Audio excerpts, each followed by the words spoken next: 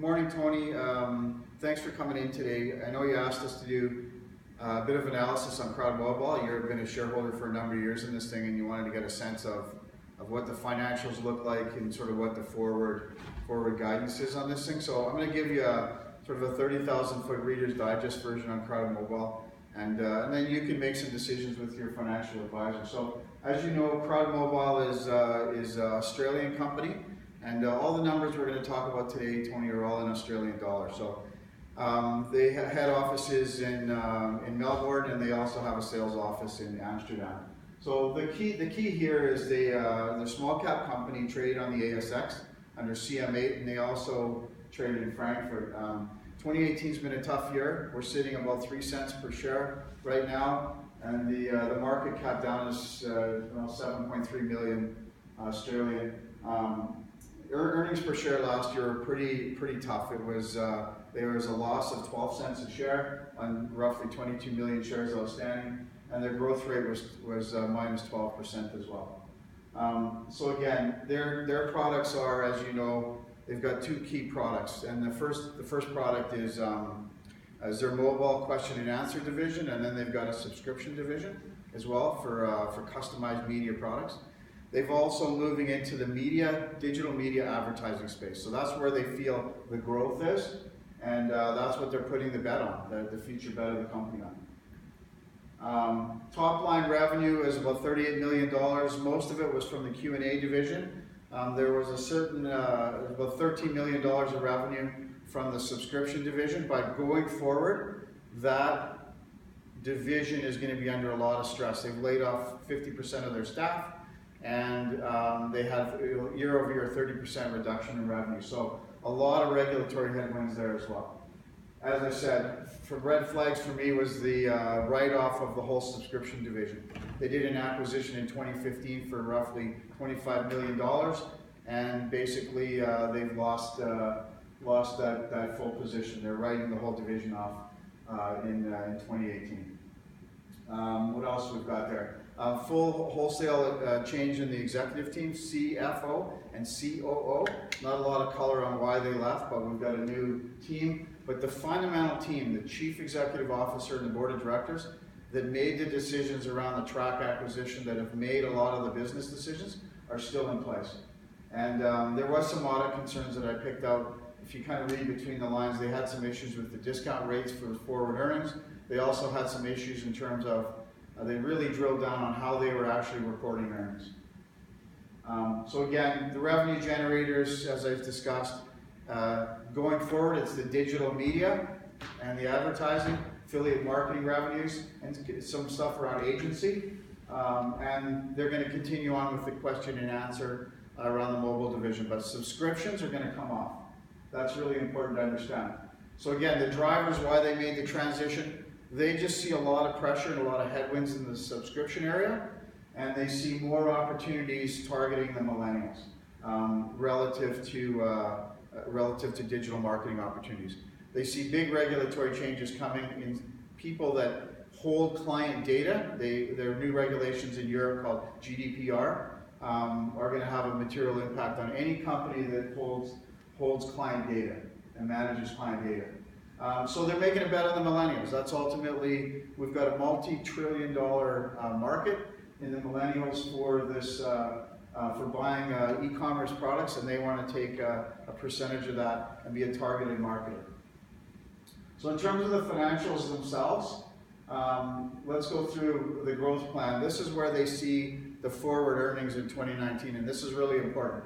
So with subscription revenues coming off, we don't know how hard they're going to come off, but they're going to try to make up that loss in revenue with projected earnings, sales growth, and affiliate marketing and agency revenue. So we've got 1.25 million projected earnings in the affiliate space, and we've got 1.0 in the agency space, as well as $2 million in what they call a sales pipeline for their broker network. So long and the short of it, they're going to really have to grow that division to make up the loss in subscription revenue.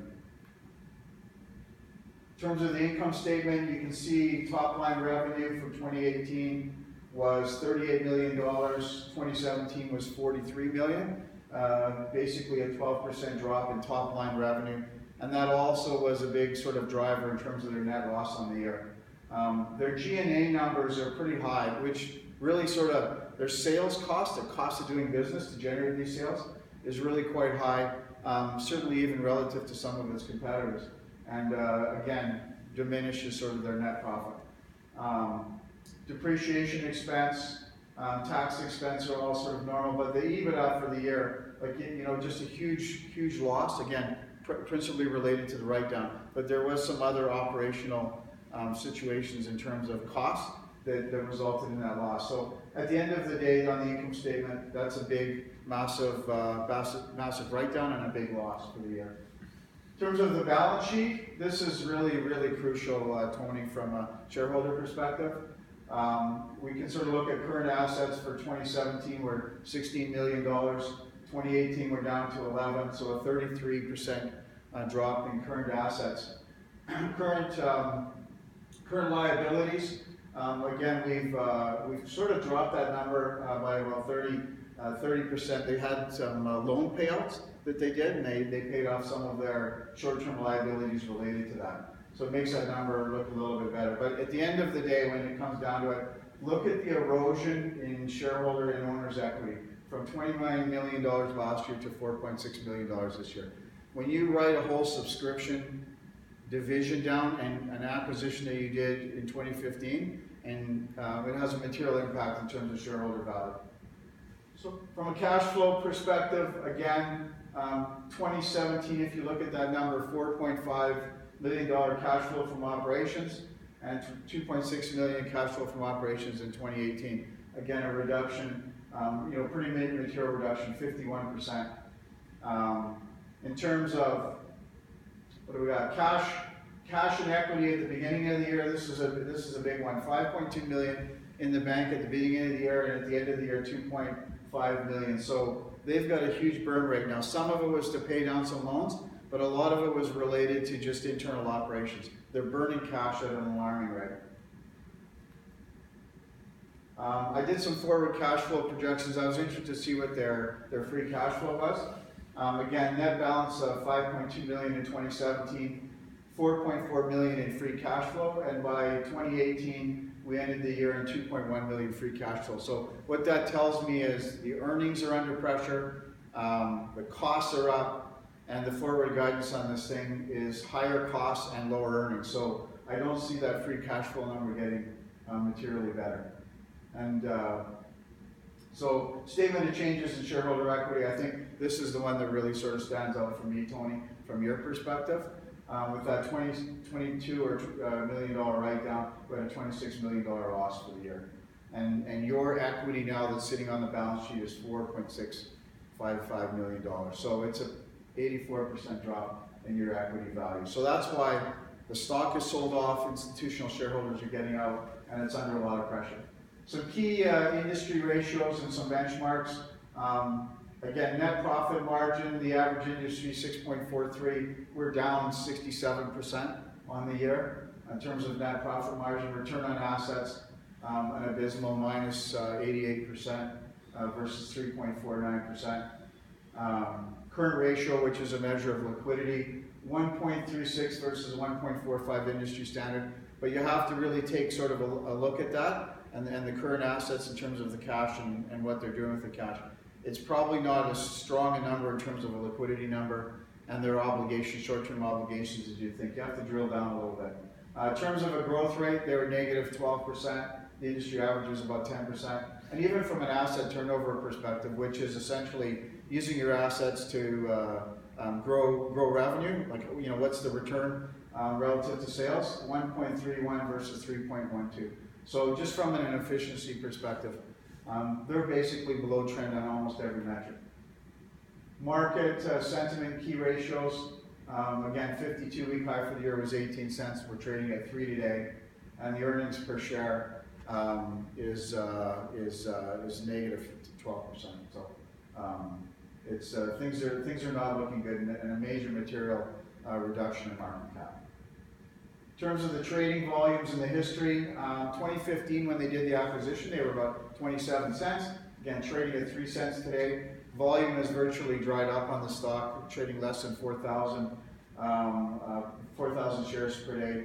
And some major institutional selling you can see in February and July, 4.3 million shares and 4.8 million shares. So all this leads basically for me to believe that they're going to have a difficult time if they can't turn the revenue picture around and cut costs to go back to the market and say, hey, give us some more money, trust us again. I did a cross-sectional benchmark on one of I just wanted to see other players in the space that were about that size in Australia who were competing in that new digital marketing space. And I came up with Engage BDR, which trades on the Australian Stock Exchange under EN1. So from a revenue perspective, again, their revenue is off a bit for the year. Profits are down even for them. Earnings per share number, last year loss of 6 cents, this year loss of 5 cents. So, marginally better, and they do have some equity value, but overall, it looks like it's a tough space to compete in, and these guys are just getting started and they're just growing, but it looks like overall that media space is a tough space. So, bottom line recommendations, this remains a highly speculative play, but you knew that when you started, Tony. They need to reduce expenses in a material way and grow revenue and look for strategic partners to help them do that. So I think from a business decision, they may be on the right track or moving in the right direction, but the history of that acquisition and some of the history of some of their past decisions with essentially the same CEO and board, gives you room to pause, right?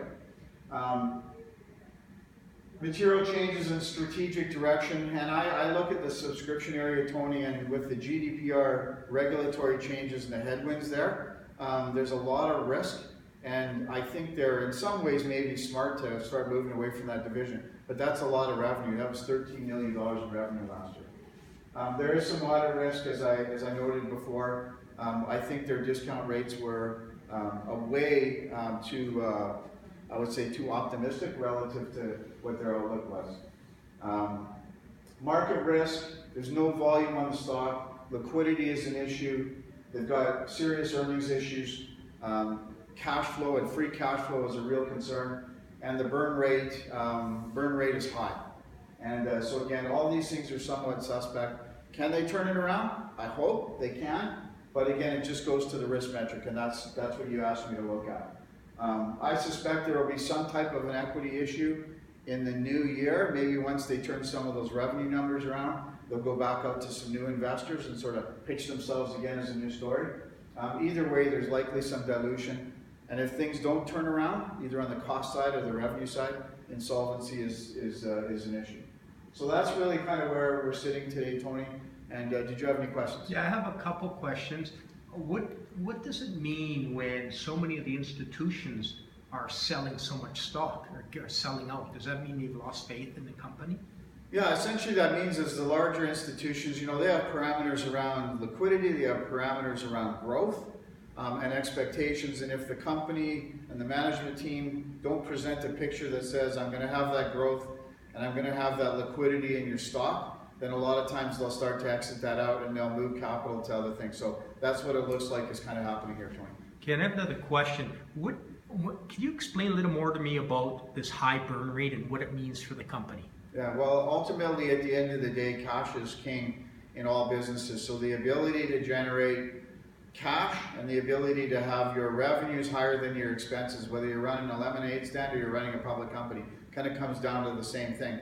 And right now they're not generating enough cash to overcome their expenses. And so over time, when you run out of cash, you basically become insolvent. So there's only two ways around that. Increase revenues, cut your expenses, slow your burn rate, or bring in more cash. So they're either going to have to issue more stock, but again, that's tough in this environment. They've got to prove to the market that they can return themselves to being a profitable company. Okay. Yeah, I guess I should now go and talk to my advisor. That's great. Yeah, I think that's good next choice, Tony.